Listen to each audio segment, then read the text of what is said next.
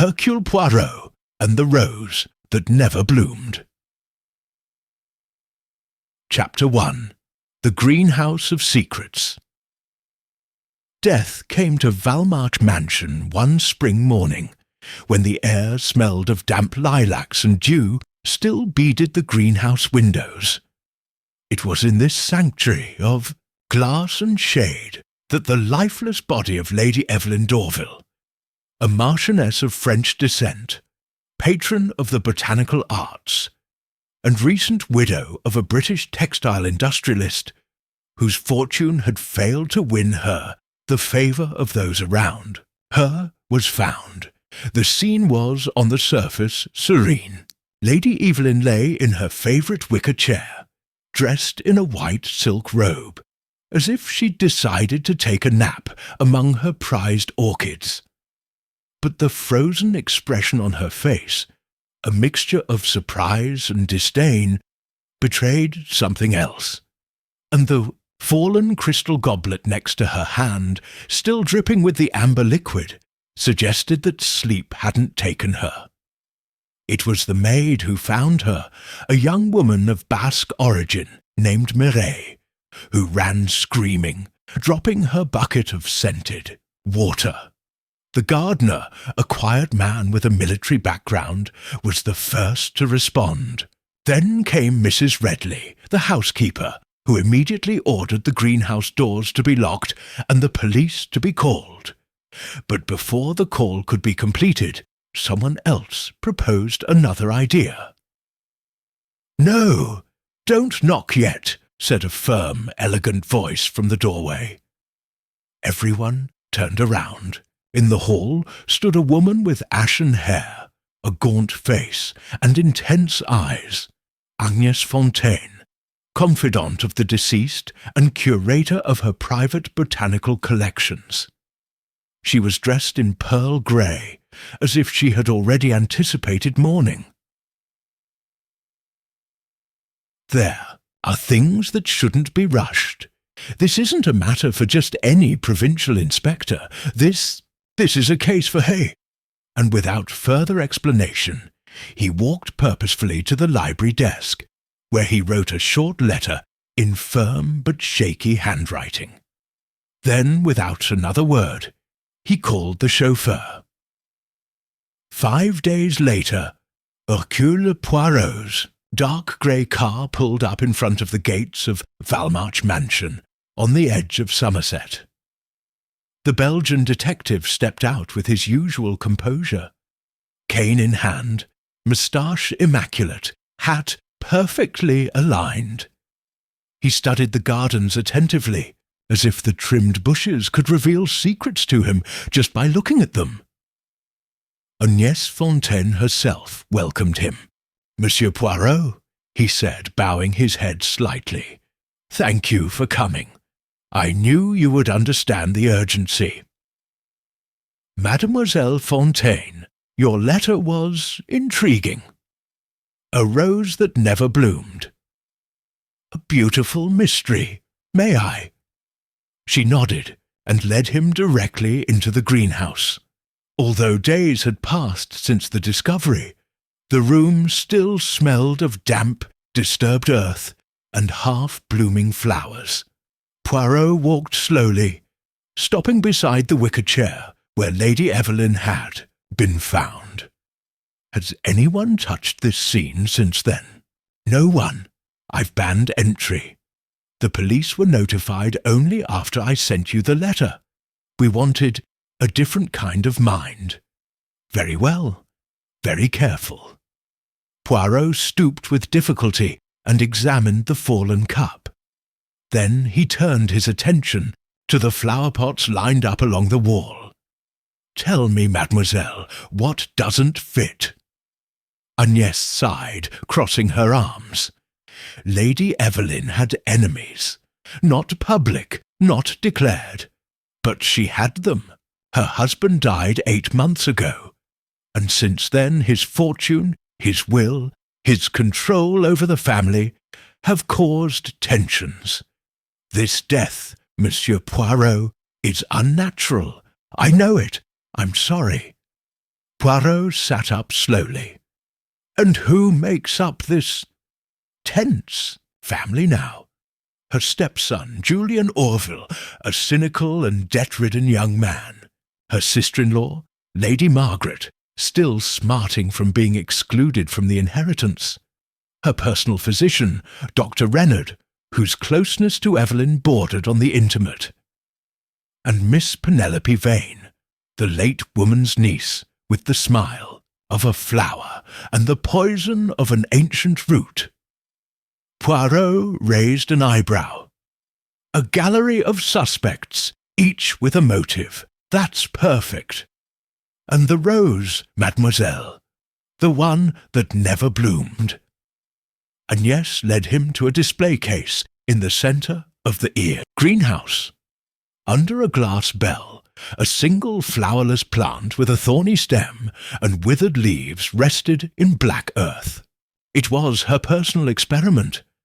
A rare variety, a hybrid of wild rose and winter flower.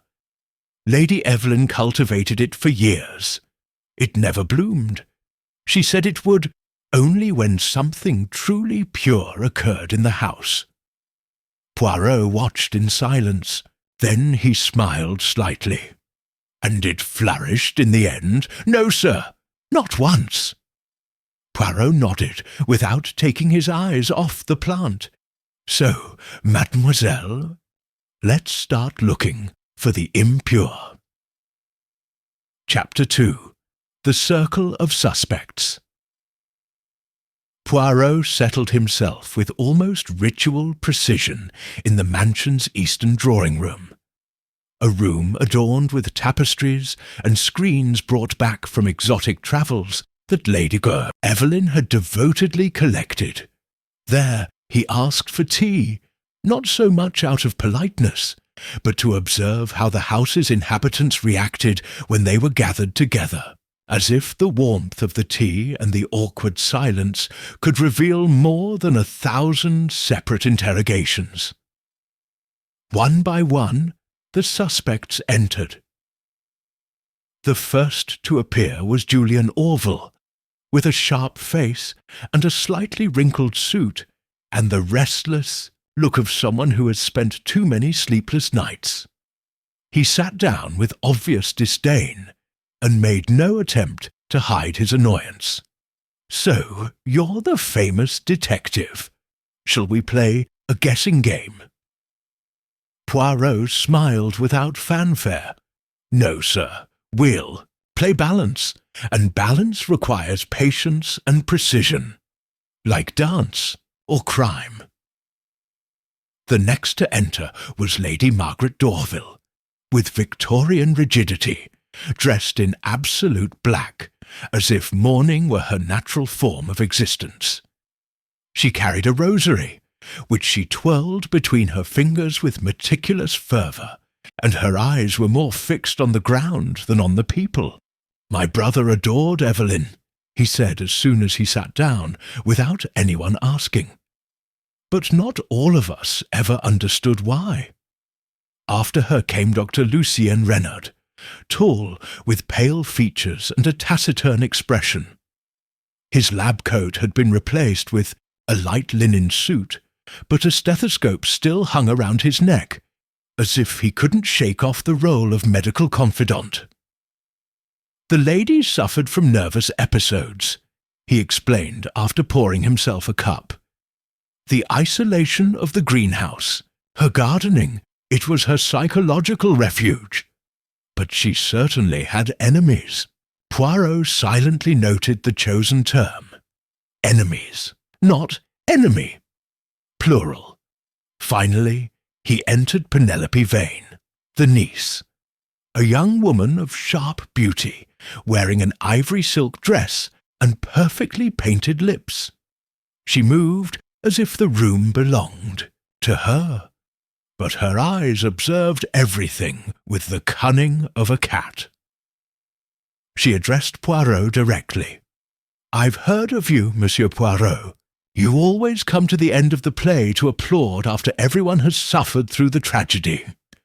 On the contrary, mademoiselle, I'm here to stop the play before anyone else falls off the stage." The tea was served in silence, and Poirot let the atmosphere thicken. Then he spoke, looking at no one in particular. Lady Evelyn was poisoned. The poison was in her glass of liquor. It wasn't suicide. It was a calculated act. An immediate tension filled the room. Lady Margaret clutched her rosary. Penelope dropped her teaspoon with a slight clang. Julian lit a cigarette with trembling hands, while Renard just looked down. Poirot continued, as if commenting on the weather. "The interesting thing is that the glass has no fingerprints. None. Not even the victim's, as if someone had carefully cleaned it after pouring it. And that makes us all suspects," Julian snapped, "because anyone could have touched that glass." "No, monsieur, not just anyone. Only those who knew that Lady Evelyn never allowed anyone else to pour her liquor. She poured it herself, always from her personal liquor cabinet next to the wicker chair." Penelope raised an eyebrow. "And you're suggesting that someone tampered with the liquor before she served it?" Poirot looked at her directly for the first time. "I suggest someone knew their ways well enough to anticipate them." A thick silence followed his words. Then, as if by reflex, everyone looked away, avoiding eye contact. Poirot leaned forward. "I will meet with each of you separately. I ask that, out of respect for Lady Evelyn's memory, you not leave the house until my investigation is complete."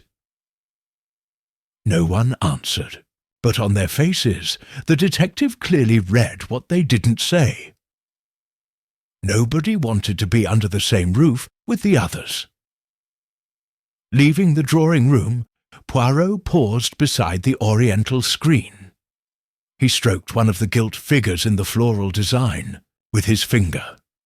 Then he spoke in a low voice, more to himself than to anyone else.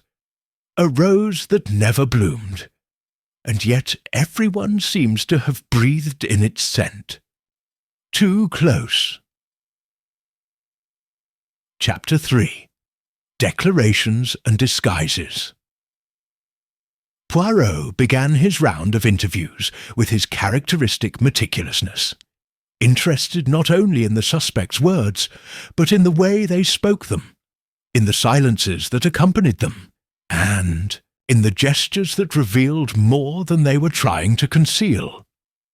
The first was Lady Margaret.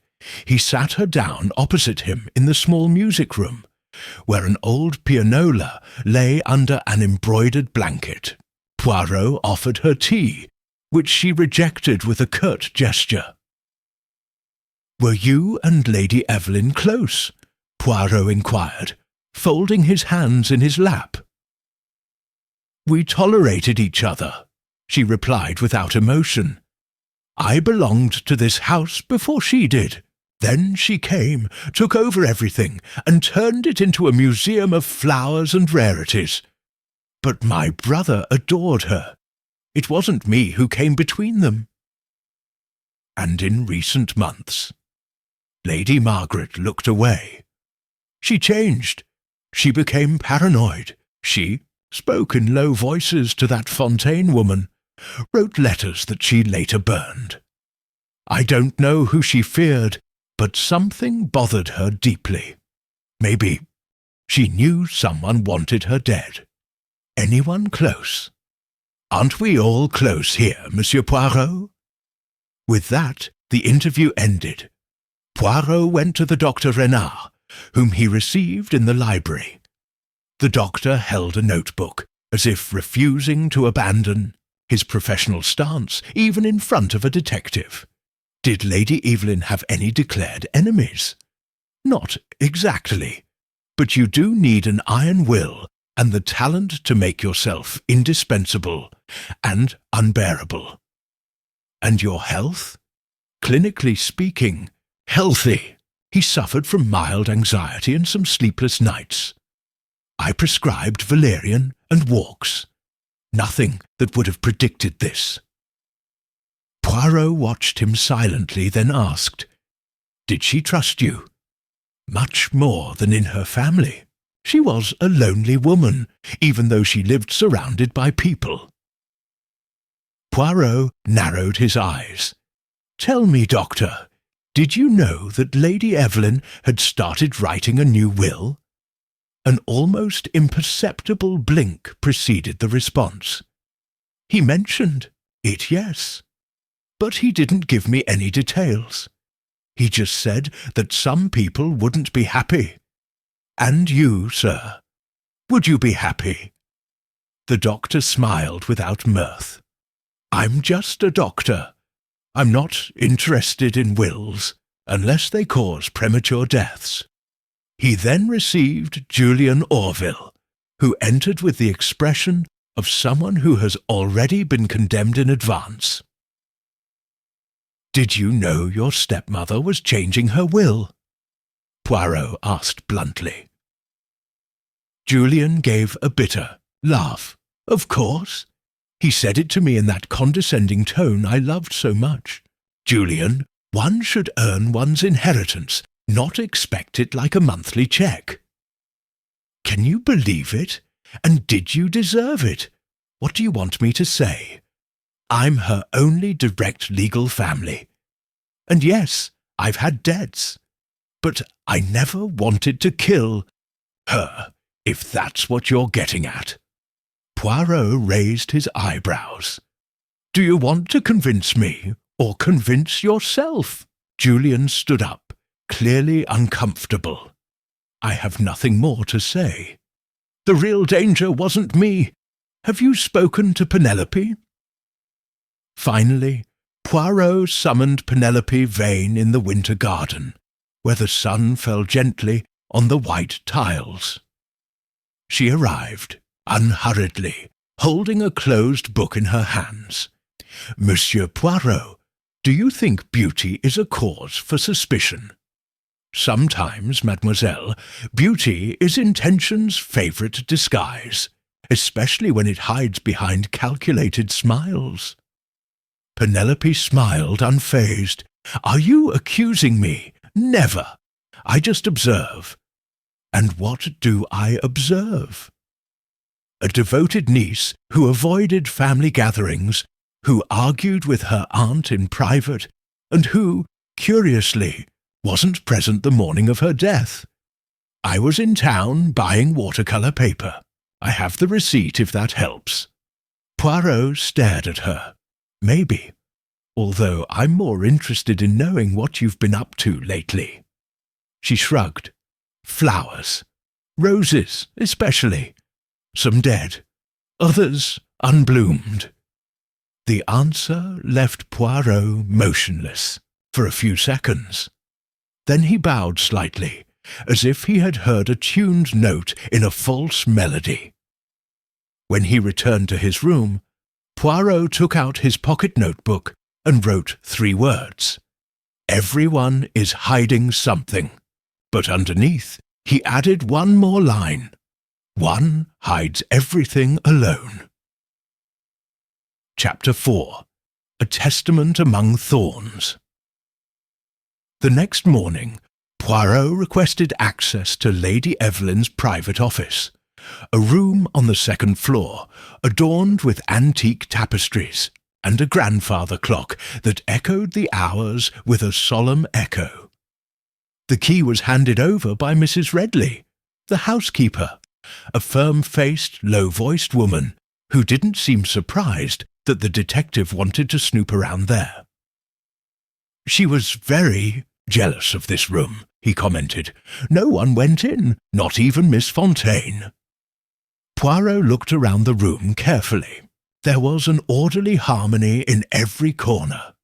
The books were lined up by size, the ink well sealed, the paper arranged as if someone had been waiting to write one last letter. In one corner, a small metal box caught his eye. It was locked. Do you know if there is a copy of this key? No, monsieur. Only Lady Evelyn had access, but the estate's carpenter could force it open if he so desired. Poirot shook his head. No, no, I prefer a more elegant method. He approached the desk, carefully checking the drawers. In one of them, he found a small leather-bound diary. Flipping through it, he discovered blank pages until he came to a note written in French. When the truth is ready, the key reveals itself. When the truth is ready, the key will show itself. Poirot raised an eyebrow, muttering to himself, a flower, a message, and now a riddle. Very well, madame, you had the soul of a theatrical artist. Upon closer inspection, he discovered a gap behind the top shelf of the bookcase. Carefully inserting a sheet of business card, he pressed carefully. A subtle click resonated, and a small hidden compartment opened, revealing a tiny brass key. There you have it. Flowers aren't the only thing blooming here. He slowly opened the metal box. Inside, he found a sealed envelope bearing Lady Evelyn's family seal and a letter dated just 3 days before her death. He also found a document, a handwritten will. Poirot read it carefully. The new testamentary disposition redistributed the entire inheritance. A smaller portion for Julian, another for botanical causes, but the most significant part was directed to Penelope Vane, with a note that read, "To those who understood my struggle with the Garden of Life." However, that wasn't what made Poirot frown. It was a marginal note, barely visible, written in a tighter font. "If something happens to me, don't trust the symptoms. It wasn't natural.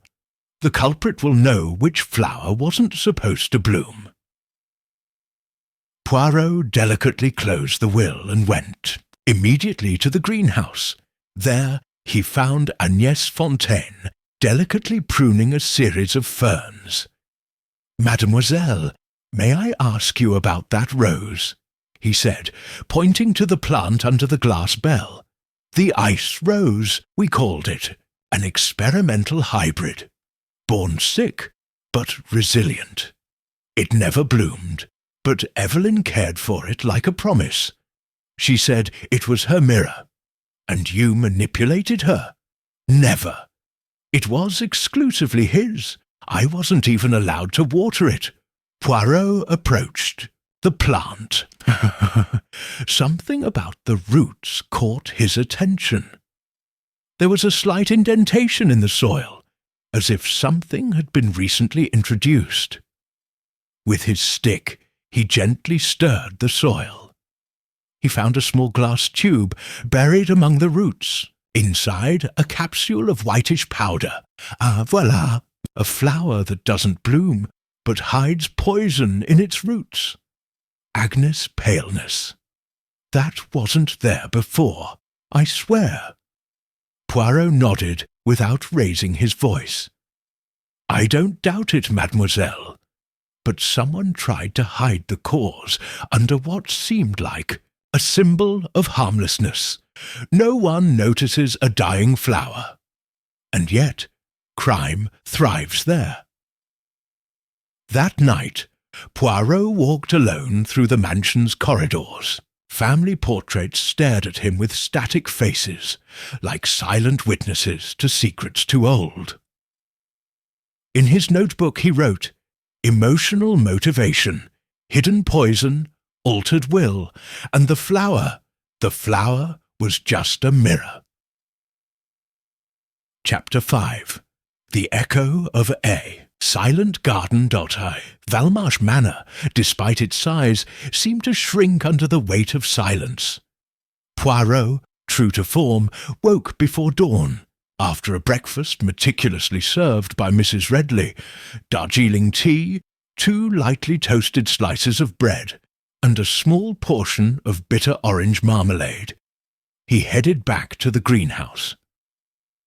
This time, he wasn't looking for flowers, but for traces of the human soul left in earth and glass.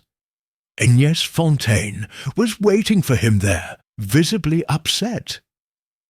"Monsieur Poirot, the tube you found among the roots has disappeared," she said as soon as he entered the door. Poirot was unfazed. "Oh, really? And who knew about its existence? Just you and me. No one else was here last night." "Ah, but mademoiselle, that's precisely the kind of statement that sounds suspicious. Are you absolutely sure?" She opened her mouth but didn't reply. Poirot walked forward calmly, looking at the empty display case. The glass tube and the powder it contained were key pieces. Someone had dared to return. Someone who feared the discovery would point to him. And what about the greenhouse lock? It was closed this morning, as usual. Poirot nodded. So the culprit has a key, or was the one who gave the orders to lock it. At mid-morning, Poirot requested another audience with Penelope. This time, he received her on the back terrace, where the young woman was painting on a portable easel. The canvas showed an incomplete portrait of the greenhouse, shrouded in green shadows. "A painting, or a pastel confession?" Poirot said, gently. "Depends on who's looking. Are you coming to formally accuse me, monsieur? I'm coming to understand. You knew about the New Testament." Penelope stopped painting with an almost rehearsed slowness. "I suspected as much. My aunt asked me questions, intimate ones, about the garden, about my mother," she said with a bitter edge. "It was her way of saying she saw me, that I wasn't invisible as everyone thought. And Julian? He couldn't stand seeing me around her. He said I was stealing his inheritance with a smile. But I never cared about money. What I wanted was justice. My mother died poor and forgotten. Evelyn, she wanted to make amends. That was all."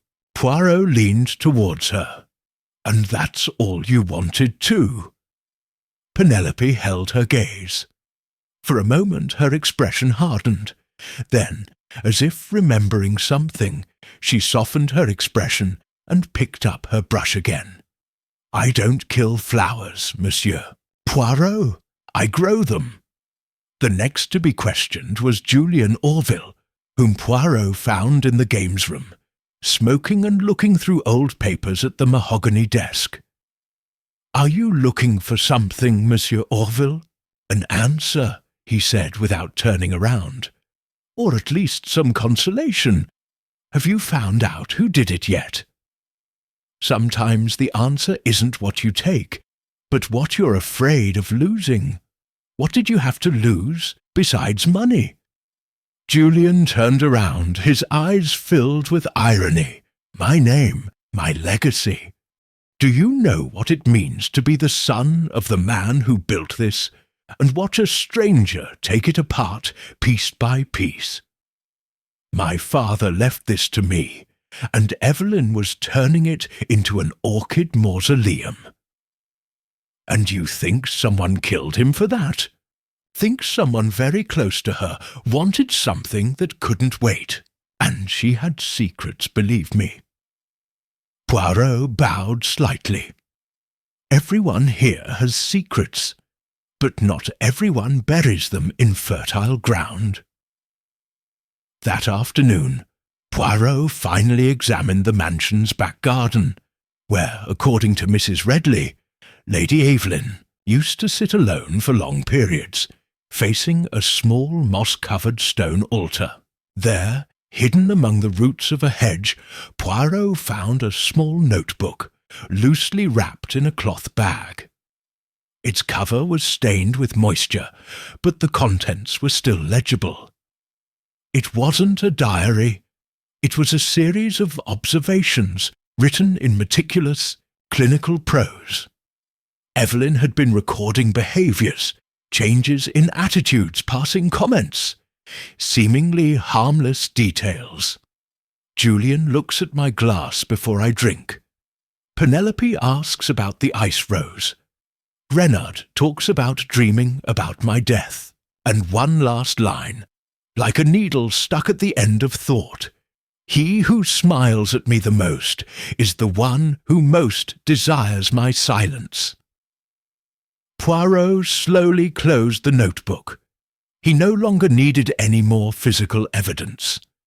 Words, as always, spoke louder than fingerprints. Chapter 6. The Rose in the Storm. That night, the storm broke over Valmarch Manor with sudden fury. Rain drummed on the windows and thunder rattled the chandeliers. Poirot, always meticulous, remained unmoved in the main hall, where the fireplace cast golden glints over the tense faces of those gathered. The tension in the house had reached an invisible but intense pitch. No one felt safe, and everyone knew that Poirot was getting closer to a conclusion. The discovery of Lady Evelyn's secret notebook had been shared only with Agnès Fontaine, who had promised absolute silence. However, Poirot already sensed that the culprit suspected something had been discovered. Just as the clock struck 11, hurried footsteps were heard in the hall. Mrs. Redley burst into the living room, panting, "Monsieur Poirot! Miss Penelope has disappeared." Julian, sitting in a corner with a drink in his hand, let out a dry laugh. "And is anyone surprised? When was she last seen?" asked Poirot, sitting up. "An hour ago. Miss Fontaine saw her go up to the upper gallery. But her room is empty. Her coat and boots are gone too." "In this storm," Poirot murmured, "he ordered that no more lights be lit in the east wing of the house.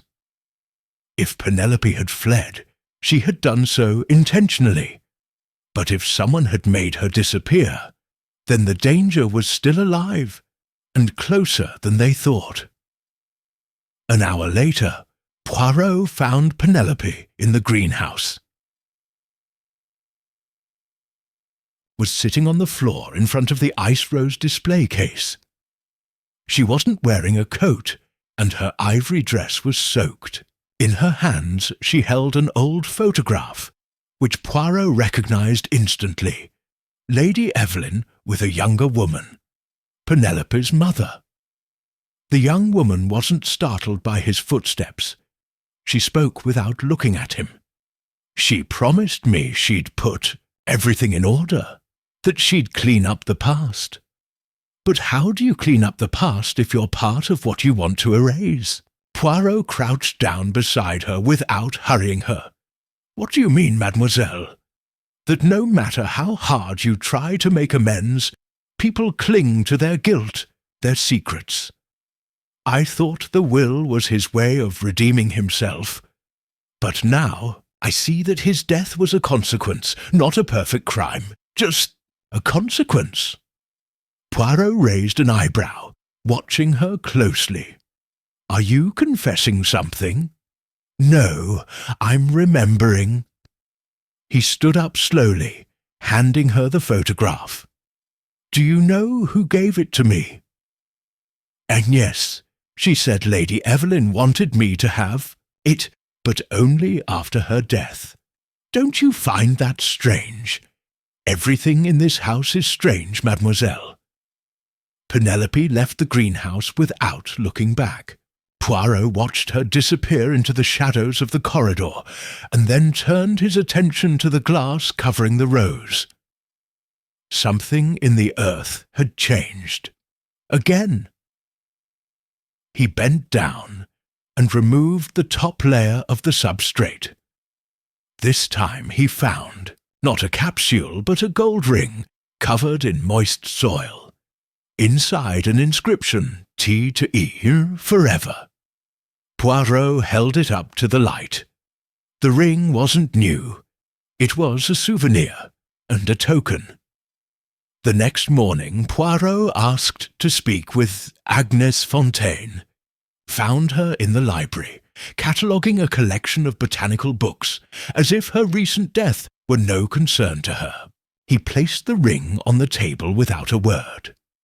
She recognized him instantly, but her reaction was barely perceptible. A held breath, a minimal pause in the movement of her hand. She buried it herself, she said, unprompted. I saw it, she said. It was part of a past that needed to be hidden, that if anyone found it, they'd know too much. Was that someone you? No, I already knew everything. I was his shadow for 20 years, his ally, his punishment. Poirot inclined his head slightly. And yet he protected her, even after her death, not to protect her memory, to protect others from it. A thick silence enveloped them. Poirot realized then that the crime wasn't just an individual act, but the consequence of a lifetime of accumulated mistakes. Evelyn's death wasn't an isolated incident. It was the last thorn on a rose that never bloomed. Chapter 7. The Game of Masks. The rain stopped at dawn, and a faint pale sun filtered through the clouds, as if it too were cautiously awakening, afraid to shed light on truths that were too grim. Poirot, dressed in his usual grey suit and neatly folded handkerchief, walked with gentle steps along the upper gallery of the Valmark mansion.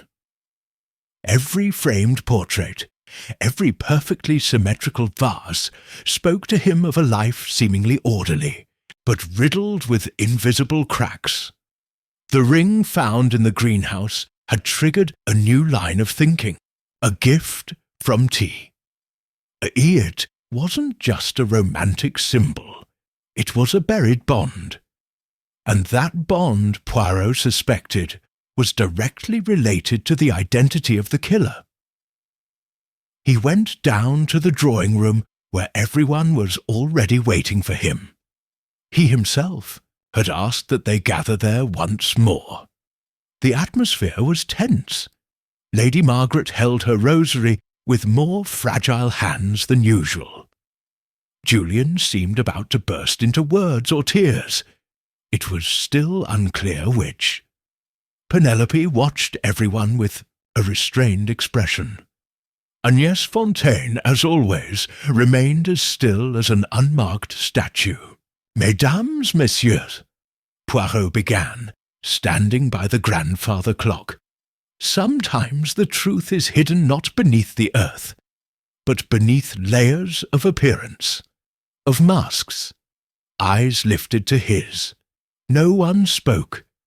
I have carefully observed each of you, not only what you said, but how you said it.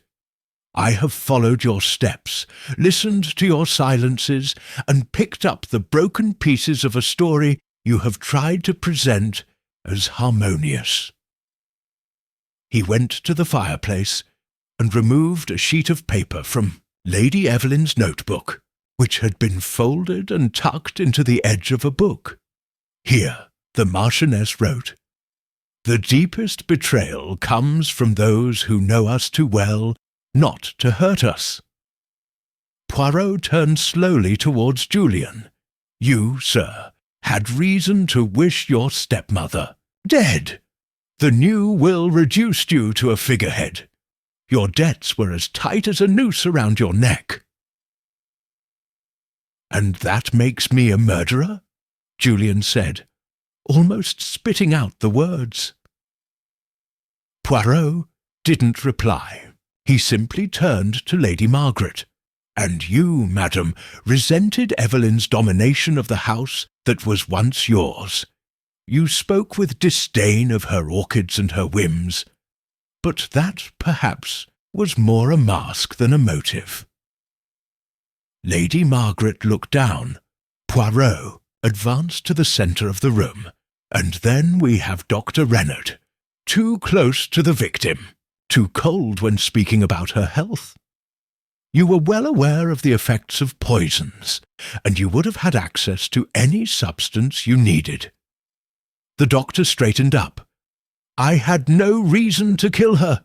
She was my patient, and my friend. Maybe something else, isn't it? There was a moment of tension. Poirot stepped back, allowing the seed of doubt to germinate among those present. But no, it wasn't you, Doctor, because there's something more elegant, more methodical, more personal about this crime. Something that transcends poison. This murder wasn't about money or hatred or even jealousy. He turned towards Agnes Fontaine. She didn't move. It was for identity, for preserving an image, for controlling the legacy of a woman who had left too many loose ends. You, Mademoiselle Fontaine, were her shadow, her voice, her archivist, and also her emotional accomplice for years.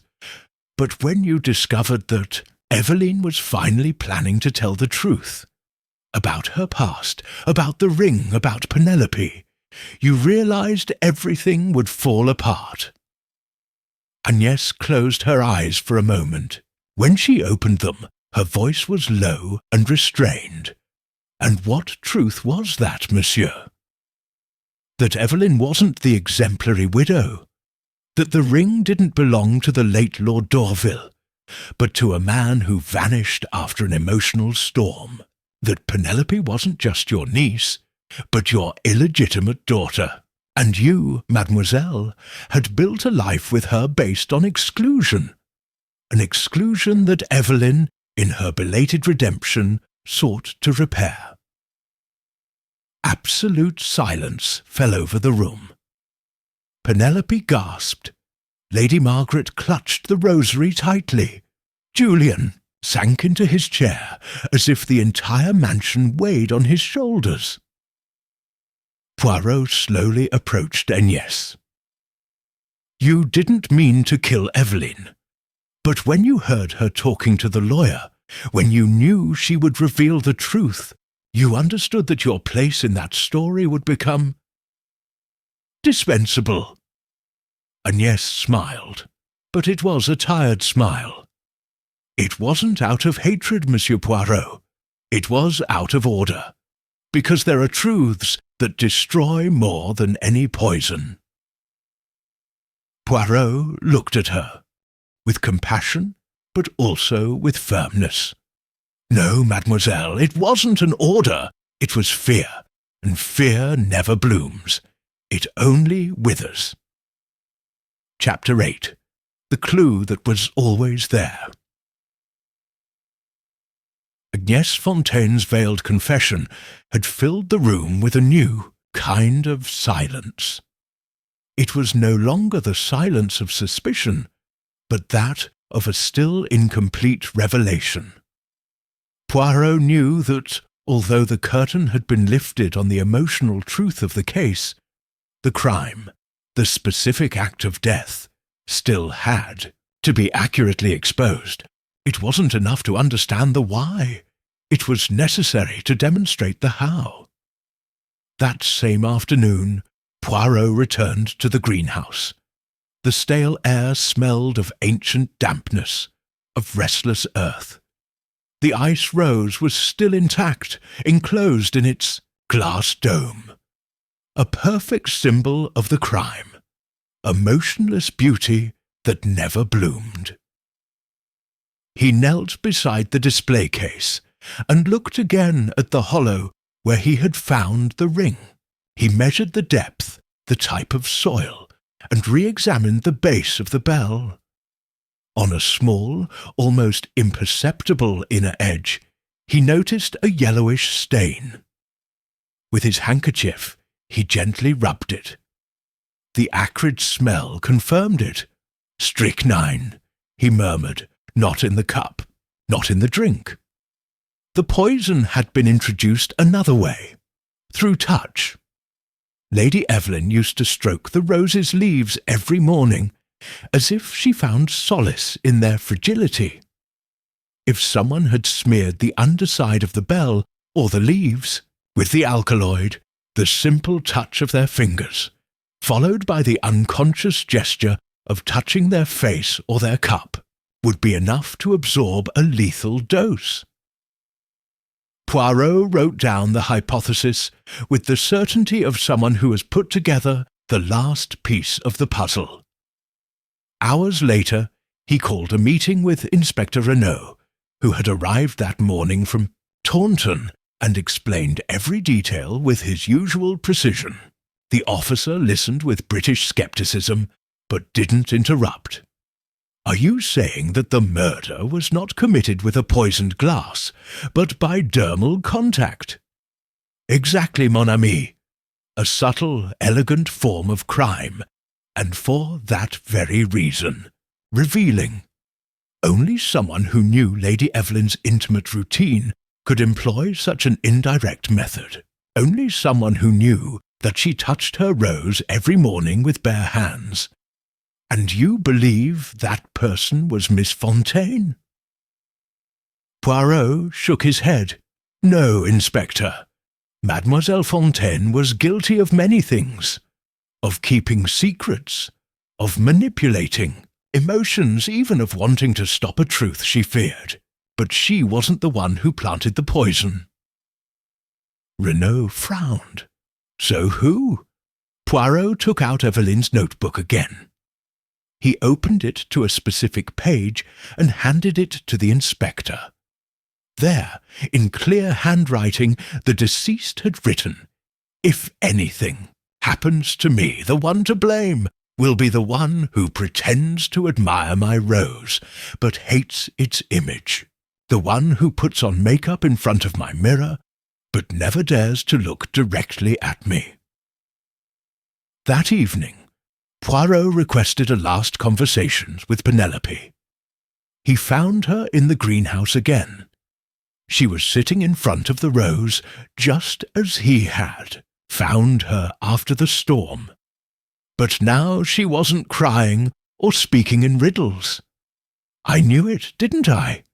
she said without looking at him. Poirot nodded sadly. "Since you touched the ground with too much familiarity, since you named the rose yours without realizing it, since you didn't ask about the ring when everyone saw it, even though you were the only one who didn't hold it in your hands, because you already knew him." "It was hers," she said softly. "My father's. The man no one spoke of. The one Evelyn loved but also betrayed. And you wanted to punish her. Not for the will, not for the money, for hiding from me all my life, for making me feel like a shadow. I didn't mean to kill her, Monsieur Poirot, just to give her a warning, but the poison was stronger than I thought, and when I saw her die, I knew I couldn't confess without losing myself too." Poirot approached slowly. "Mademoiselle, sometimes the truth, when it blossoms, destroys more than silence, but it also liberates." Penelope looked down. Her fingers gently brushed the glass case. She said nothing more.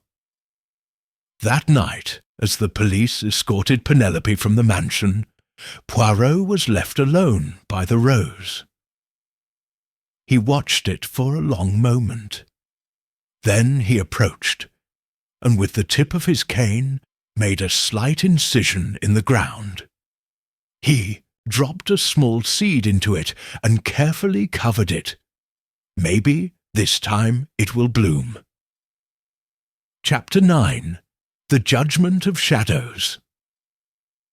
2 days passed since Penelope Vane's arrest, and the Volmark mansion began to empty of its pent-up tension.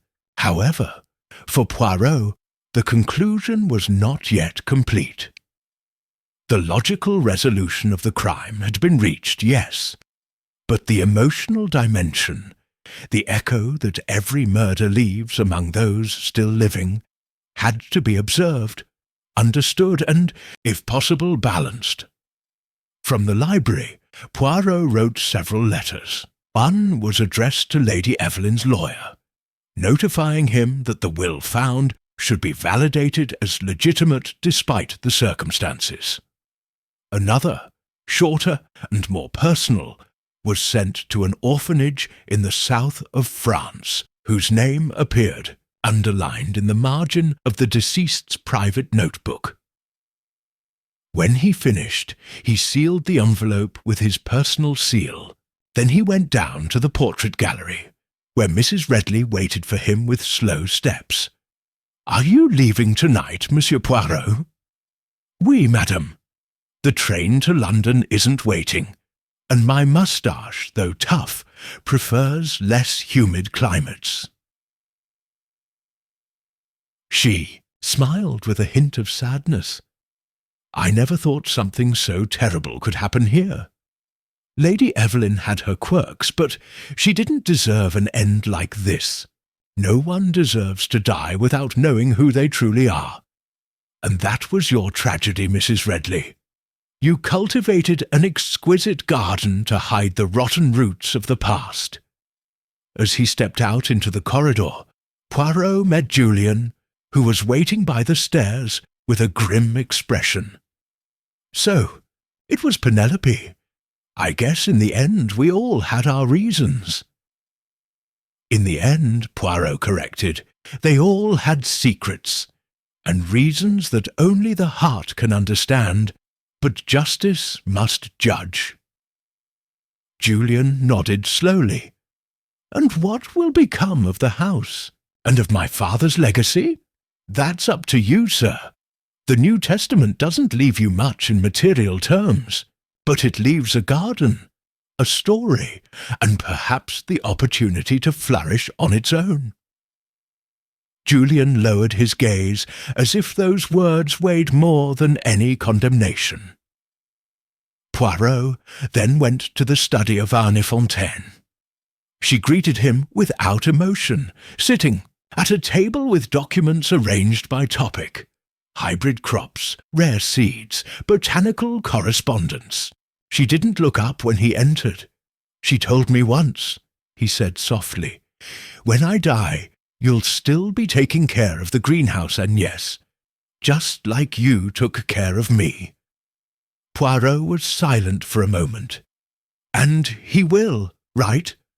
I will, not for her, for what that garden meant, an imperfect refuge, but ours." Poirot nodded. "Then let it bloom with truth this time, not with memory, but with purpose." Agnès took a flower pot and placed it by the window, where the midday light fell like a blessing on the damp earth. That afternoon Poirot requested one last visit to the greenhouse. Inspector Renaud accompanied him silently. The ice rose remained under its glass bell, silent, stubborn, still without showing a single petal. "That's a curious plant," the inspector commented. "Do you think it will ever flower?" Poirot smiled. "It's not the rose that must change, mon ami. It's the environment. Perhaps, now that the lie has been unearthed, something new can grow. Not every blossom is a flower. Sometimes it's a truth." Renaud looked at him, not quite understanding. Poirot didn't explain further. That evening, as the train rolled toward London and the shadows of the countryside blurred against the reddening sky, Poirot leaned back in his private seat. He opened his notebook, scanned the pages filled with names, dates, observations, and tore out a sheet. He folded it neatly, put it in his coat, and closed the notebook with a soft sigh. A murder is always a mirror, but this time the mirror also reflected the person holding it. Chapter 10. The Last Grey Cells. Back in London, settled into his apartment at Whitehaven Mansions, Hercule Poirot resumed his routines with the precision of a metronome. Every morning, the coffee was served at a precise temperature, the slippers were lined up next to the armchair, and the newspapers arrived with Swiss punctuality. But in his mind, the Valmark mansion still flourished with enigmas that were not entirely resolved. Penelope Vane, now in custody awaiting trial, had appeared composed throughout her transfer. Her confession, incomplete but sufficient to satisfy the law, did not appease Poirot. Something still didn't fit. One last loose piece. Not in the crime, but in the motive. And that was the difference between a good detective and a truly exceptional one. The grey cells do not rest until total harmony is restored. Poirot spent that afternoon reviewing all his notes, Eveline's observations, the exchanged statements, the sequence of events. Finally, it was a stray sentence from the deceased's diary that shone like a golden thread in the dust. I have promised Agnès silence, but the price of not speaking is withering me away more than any illness. Poirot stood motionless. Then he stood resolutely, took his coat, and dictated a letter to the building's typist. It was addressed directly to the Somerset District Attorney. A second, more personal letter was sent to Agnès Fontaine. 2 days later, Poirot received an unexpected reply. Agnès wished to see him. She had travelled to London on administrative matters related to the Dorville Botanical Foundation. Poirot wasted no time in meeting her at a small tea-house in Mayfair, a discreet place adorned with white wisteria. She arrived on time. She was wearing a light grey suit and carrying a plain leather handbag. Her expression was serene, although her eyes seemed more tired. I received your letter, Monsieur Poirot, and I must say it has troubled me more than any previous interrogation. Poirot nodded. Because it wasn't an accusation. It was an invitation to tell the truth that no one asked for. But you want to tell? Agnès looked down, her fingers caressing the rim of the porcelain cup. Finally she spoke, in a low voice. Penelope. She didn't act alone. It's true she applied the poison. It's true she did it out of anger, out of emotional awkwardness. But it wasn't her idea. It was mine. Poirot was not surprised. You told him about the poison. You taught him how to use it without leaving a trace. You gave him the method, and you agreed with him. I didn't force her. I just guided her. I showed her the flower like a mirror, but she chose her reflection. I was already too tired to fight Evelyn, and too cowardly to kill her myself. So he used his daughter as a mirror and as a weapon. Agnès didn't deny it, nor did she cry. She simply nodded with deep resignation. I always thought I was protecting Penelope, that keeping her hidden was saving her from the world's hypocrisy. But I only turned her into a shadow, just like I was. Poirot sighed, took his walking stick, and bowed slightly towards her. Madame, there is no redemption without truth. You have committed a moral crime, and Penelope a legal one. Justice can punish one side, but only you can confront the other. Hours later, Poirot drafted a new statement. In it, he suggested that the crime should be understood not as an isolated act, but as the climax of a family tragedy that had been sustained for decades. He recommended clemency for Penelope, not acquittal, and a separate investigation into Agnès Fontaine's role, although he knew that legally it would be difficult to prove her incitement without physical evidence. As he signed the document, he allowed himself a thought.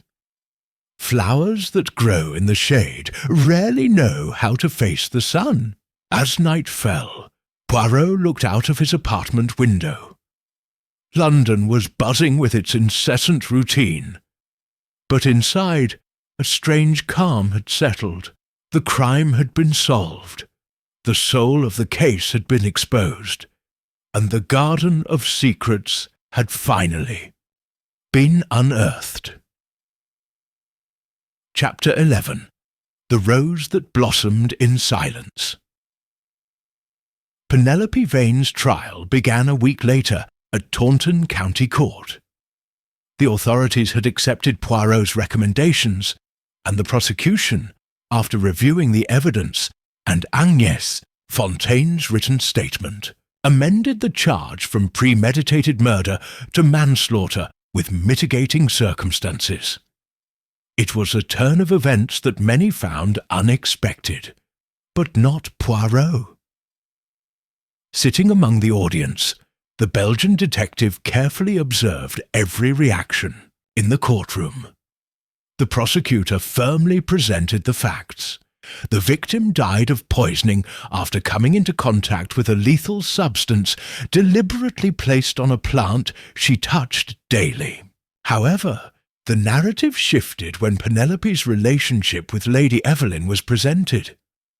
A relationship veiled by years of denial, manipulated by third parties, and ultimately triggered by a mixture of emotional pain and pent-up resentment. The defense attorney, astute and measured, didn't deny his client's responsibility, but emphasized her story. Abandonment, growing up without a name, the belated discovery of a truth that should never have been hidden. He portrayed Penelope not as a murderer, but as an impulsive, wounded young woman, emotionally abused by the only maternal figure she had ever known, Agnès Fontaine.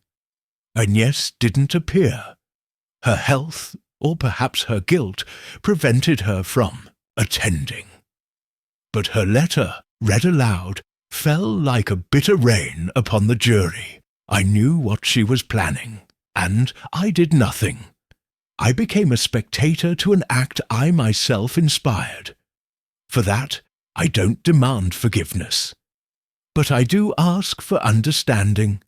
For her, not for me. Penelope, soberly dressed, listened to the reading without flinching. She didn't cry. She only briefly raised her gaze to Poirot, who nodded in return. There was no judgment in his gesture, only a serene acceptance of the restored order. In the end, the court issued a suspended sentence.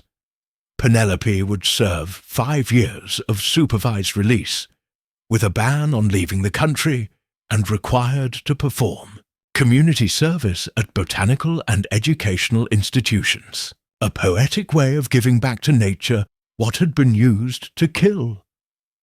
At the exit, a small group of reporters tried to capture the face of the young assassin who wasn't an assassin.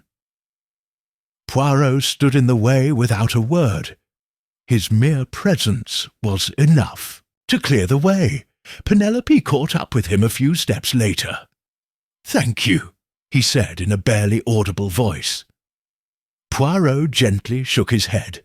"Don't thank me. The truth is, it's not a favour. It's an obligation. The hard part comes now." She nodded. She knew it was true. A few days later, Poirot returned one last time to the Valmark mansion. It was late spring. The greenhouse still breathed with a new silence. The orchids were still open, and the fern leaves were greening vigorously. But it was this rose which stopped his steps. As he approached the display case, Poirot held his breath. A single white bud, shy and perfect, peeked out from between the thorns. He smiled. Finally, Madame Evelyn has blossomed. Agnès, who was watching him from the doorway, spoke without coming closer. Perhaps the rose was just hoping there were no more secrets nearby. Poirot didn't reply. There was no need to. He turned, took one last look at the greenhouse, and then, slightly raising his hat, he walked out the same door through which Evelyn Dorville had entered each morning to tend her silent flower, and where, finally, her truth found light. That night, back in London, Poirot wrote one last line in his notebook. The crime was committed with poison, but the death came from years of silence. And he closed the case with the peace of mind of someone who has seen not a rose bloom, but justice. Chapter 12. The Seeds of Truth. A few weeks after the trial, Hercule Poirot was invited to a small ceremony in the gardens of the Somerset Botanical Institute. It was the inauguration of a new greenhouse, donated in memory of Lady Evelyn Dorville. The foundation she had created, through clauses stipulated in her last will, had earmarked a considerable portion of her inheritance to promote botanical research and horticultural education for young people. The May sun bathed the paths with a measured warmth, as if the world had finally aligned itself with the order so dear to Poirot. He walked between the rows of plants with measured steps, occasionally pausing to observe the label of a rare species, the automatic irrigation system, or the symmetrical arrangement of the flowering bushes. It was there, next to the newest rose bush, that he met Penelope Vane again. She was dressed in simple gardening clothes, a white shirt, cotton pants, and gloves still damp with soil. Seeing him, she slowly took off her hat. "Monsieur Poirot, Mademoiselle Vane," he replied, bowing his head. "I thought you weren't coming," and missed the final flowering of such a profound mystery. "Impossible." She smiled with the serenity of someone who has begun to unearth her own past. "You know what? For the first time in my life, I feel free. Not because I no longer have anything to hide, but because there's no one left to please. This greenhouse isn't forgiveness, but it's a beginning." "Yes," said Poirot, "the roots of a life don't always choose the soil, but once they grow, they must seek the light or they rot. You have chosen well." Penelope nodded. "Do you think I can redeem myself?" Poirot observed an open white orchid with mathematical precision. "Redemption isn't erasing the past. It's caring for the future with greater devotion, like caring for a garden." She was silent for a moment, then took something out of her pocket, a small empty glass capsule. "I kept this as a reminder, not of the crime, but of the fragility of every decision. I thought I'd bury it here, next to the ice rose." Poirot looked at her for a moment and then nodded. "Then do it. Not as a punishment, but as a promise." She walked to the rose bush, dug a hole with her fingers, and placed the capsule underground. Then she slowly sat up, as if leaving behind not just an object, but an entire past. Later, as the ceremony concluded and the guests dispersed, Poirot retired to the upper viewing platform, in the garden. He took out his notebook and wrote one last note. "Flowers don't lie. They only bloom when there's truth. This time, the truth took a while, but it bloomed. He closed his notebook, carefully smoothed his moustache, and gazed for a moment at the Somerset horizon. Inside, the small grey cells rested contentedly, not because he had unmasked a murderer, but because he had understood once again the intricate geography of the human soul. And so, with measured stride and his hat slightly tilted, Hercule Poirot walked away along the white gravel paths, leaving behind a garden and a story that had finally found its spring.